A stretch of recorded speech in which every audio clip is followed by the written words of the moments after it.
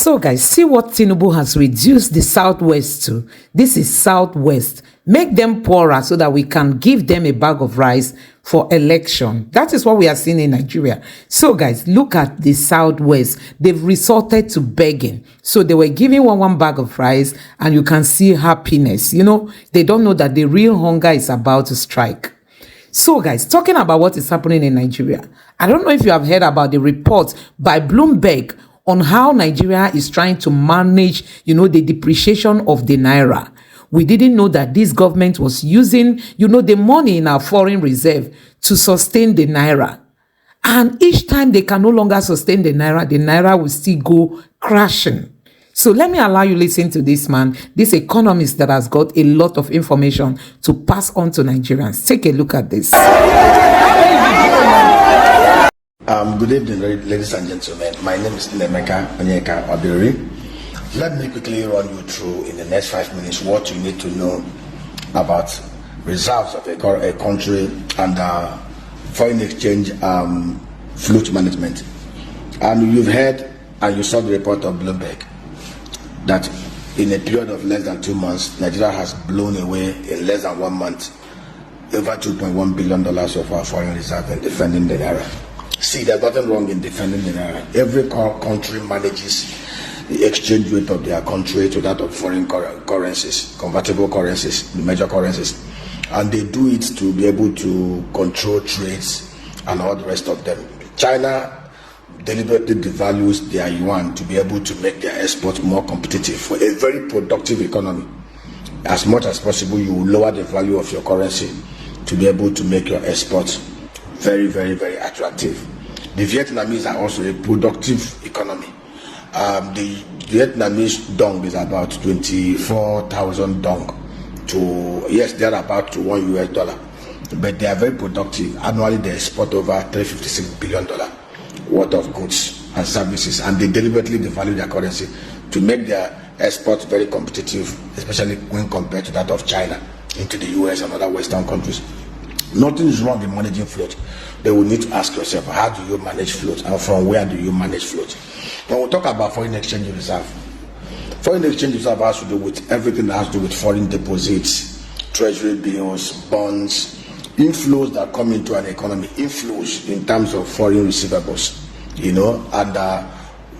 for example, now our local currency here is Naira. Any dollar coming into Nigeria, CBN will house the dollar and then releases Naira equivalent to support activities here. Of course, how do we generate dollar? When we export goods, when we export services, when we receive diaspora remittances, and when we have foreign direct investment and foreign portfolio investment.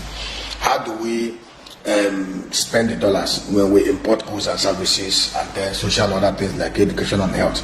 Now, it was very easy for us to defend. If you look at our history since 1999, when Obasanjo became president, our foreign reserve was about $5 billion. In Cuba, to a tune of about $3.9 billion was in Cuba. Nigeria was heavily indebted, $32 billion, and we couldn't even service it. Nigeria was a pariah nation. What did Obasanjo do? Very simple. Became president, moved around the world, begging the world to forgive us, to remove the pariah status of Nigeria, recruited some of the best hands, Okonji Iweala, Charles Soludo, into his team, Taminu Yakubu and all the rest of them, Nasiru El-Rufai, Robias Ekosile. Formed a very strong team, and within a space of 8 years, Obasanjo negotiated and paid off our foreign debt. $18 billion was paid as full and final settlement for that $32 billion. They forgave us about $12 billion. When Obasanjo became president, crude oil was at $17.30. Our output was about 1.7 million barrels.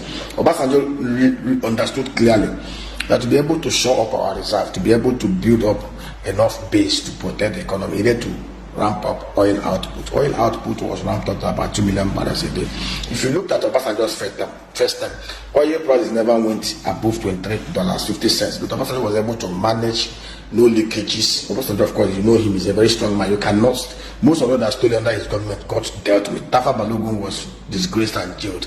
A lot of people, Obasanjo was a strong man. He was the one that started the EFCC with Tinubu Govt. I know who was very effective. Give it to Tinubu Govt. Tomorrow remains the most effective EFCC chairman Nigeria has ever had. In fact, the fear of Tinubu Govt was the beginning of wisdom. Of course, you saw he injected $15 billion barrels. Tinubu was very effective as EFCC chairman, and he helped Obasanjo to protect leakages in Nigeria.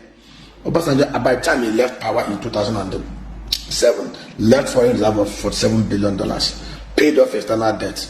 We never, in fact, our external debt was less than $500 million debt, because Obasanjo cleared everything. So Yar'Adua and Jonathan inherited an economy that had near to zero external debt profile. Obasanjo gave them a clean slate with a foreign reserve of 40. And how was he able to build it? He shut down the leakages in the system. Even when he was leaving, he understood clearly that allowing the refineries and the oil of our Nigeria to remain in public sector will never allow it to work. He deliberately privatized it to the Blue Star Consortium. Of course, that was only one mistake Yar'Adua made. He reversed that sales. If that sales had been upheld, Nigeria wouldn't have been where we are today. Anyway, let me not digress. Obasanjo was able to build. Now, Yar'Adua and Jonathan inherited foreign reserve of $7 billion.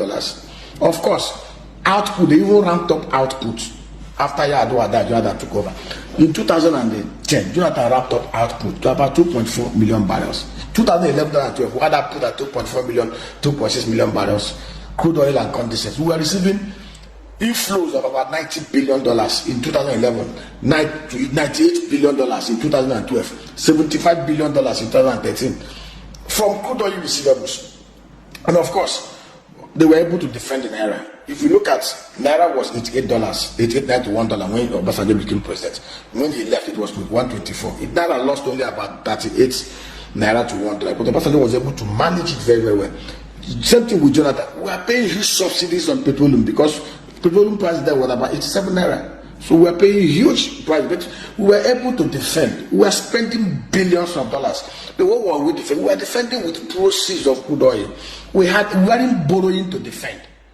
And of course, that Jonathan's government was the most reckless. We ended over $464 billion, in crude oil sales. We had, of course, he inherited zero debts practically from Obasanjo. But of course, by the time he left external debt of $10 billion, which was not too bad. Total debt profile was 12 trillion Naira. So when Buhari became president, we had a reserve of $29 billion, $20 billion unincumbered. He had oil he was trading. Don't let anybody deceive you. He had an integrated output of 2.4 million barrels a day. But Buhari, just like anything Buhari, when he came in 1993, we saw what he did. Very reckless, very incompetent. He blew away everything, got our crude oil resources stolen like sweet. From the height of 2.4 million barrels a day, it came down to less than 1 million barrels.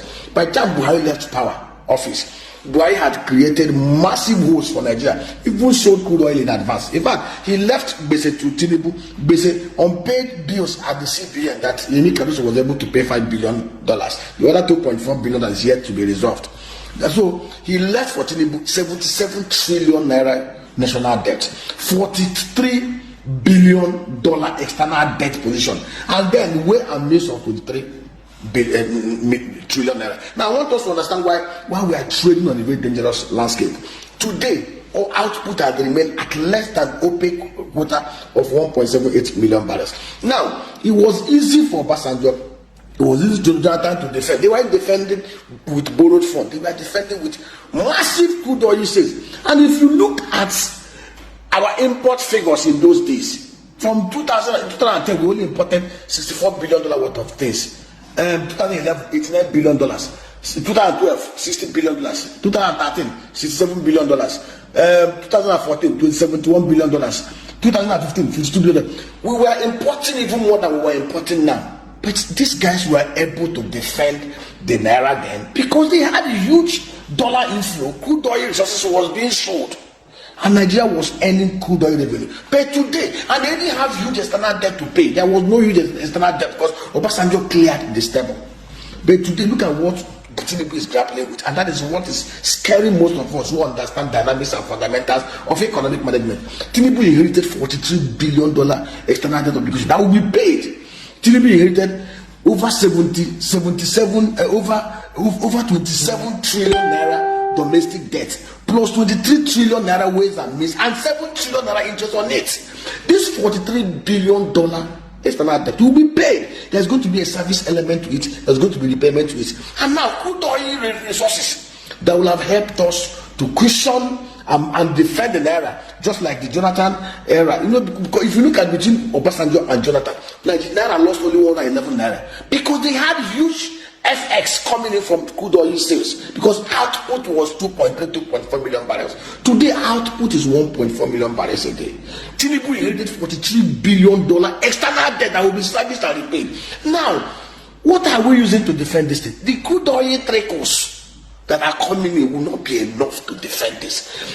Already, there was a Reuters report that NNPC, you saw what El-Rufai said, they wasted 8 trillion naira in subsidy in 8 months. People should be asking questions. And there's even a rumor that there's even this allegation that they are owing over $3 billion unpaid obligations to those that supplied us with PMS. Now the question is, what are we using to defend the Naira? Under Obasanjo, under Jonathan, we had huge oil resources that we used. Today, we don't have that leisure. We are borrowing monies to defend the Naira. Over the last 3 months, we have taken almost about $4 billion by way of foreign portfolio investment at a very expensive rate of 21%. That simply means by this time next year, we will have an obligation of $4.7 billion to pay for the first quarter. And who knows how much we are going to borrow the second quarter and third quarter and fourth quarter. If we do not cut down on the insecurity, Obasanjo did not have the kind of insecurity that Tinubu has now. Even Jonathan. Now, we are battling insecurity across every sector. So, sometimes when we talk like this, we are not criticizing out of malice. We are trying to help this government to be able to take the right step to protect Nigerians and itself. And what do we do? Our major foreign exchange earner is the crude oil resources. In fact, under Jonathan, foreign direct diaspora remittances average $25 billion. Today, it came down. Foreign direct investments were coming in tens of billions. Today is about, in 2023, it was about $3 billion. Why wrecked this country? Totally wrecked it. And Yemi Cardoso is doing everything possible within the limited instruments available to him to defend it, which is very, very good, because Nigerians are suffering. People are bleeding. So what Yemi is trying to do to see how he can bring this thing low, even to the level he met it.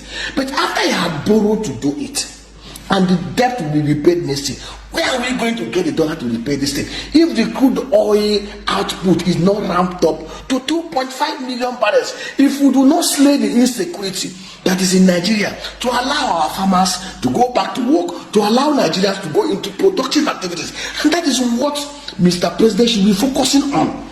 And it is very shocking, and I'm surprised, and I want to.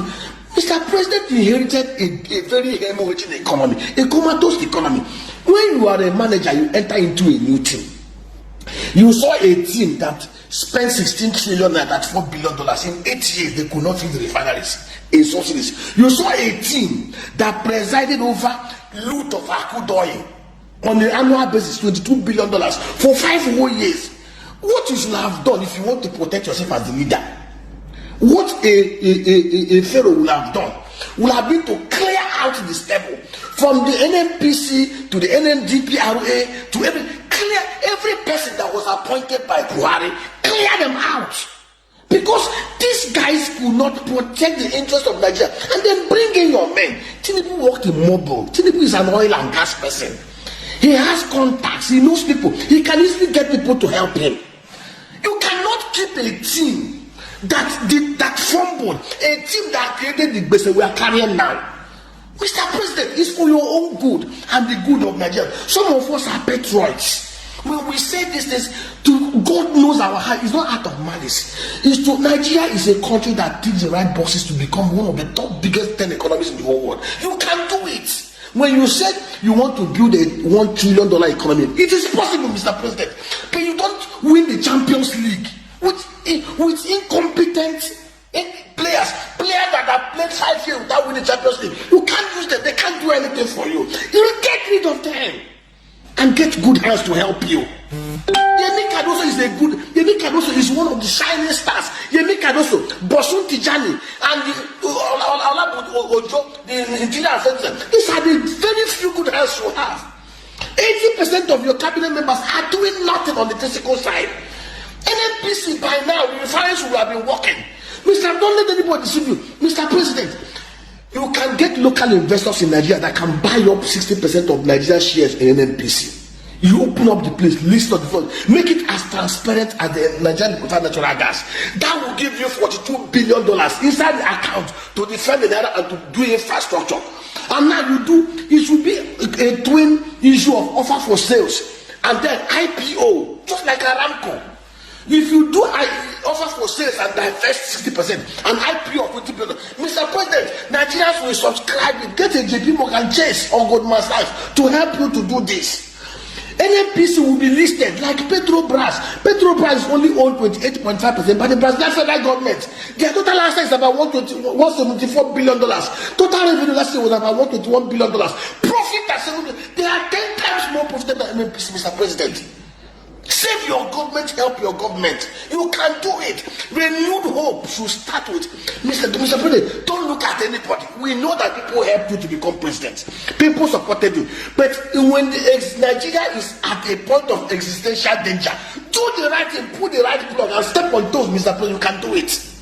Get rid of anybody who was part of the Buhari's oil and gas industry. Clear them out and get people to help you.